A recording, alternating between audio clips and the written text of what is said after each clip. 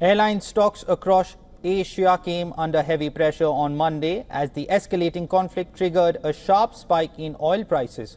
Crude surged over 25%, hitting its highest level since July 2022 amid fears of supply disruptions in West Asia.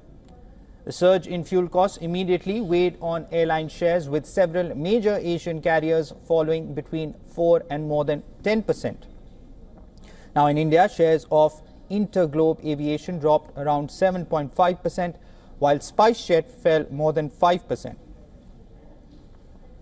Airlines are particularly vulnerable to fuel shocks, as jet fuel typically accounts for about 20 to 25% of operating expenses.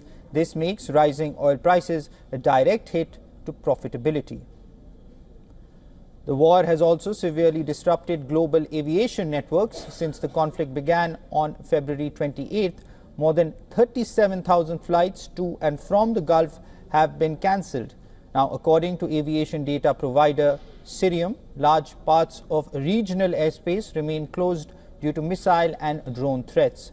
The disruption is particularly significant because major Gulf carriers such as Emirates, Qatar Airways and Etihad Airways handle roughly one-third of passenger traffic between Europe and Asia and more than half of flights connecting Europe with Australia and New Zealand. Now, the closure of key routes has forced airlines worldwide to rework schedules and adjust flight paths. For travelers, the crisis has triggered widespread disruption. Thousands of passengers have rushed to leave the region, paying steep prices for last-minute tickets or turning to private jet charters as commercial flights struggle to cope with evacuation demand. Governments have also begun evacuation operations. Now, airlines, meanwhile, are grappling with a combination of higher fuel costs, longer flight times and stretched crew resources as aircraft navigate increasingly restricted airspace.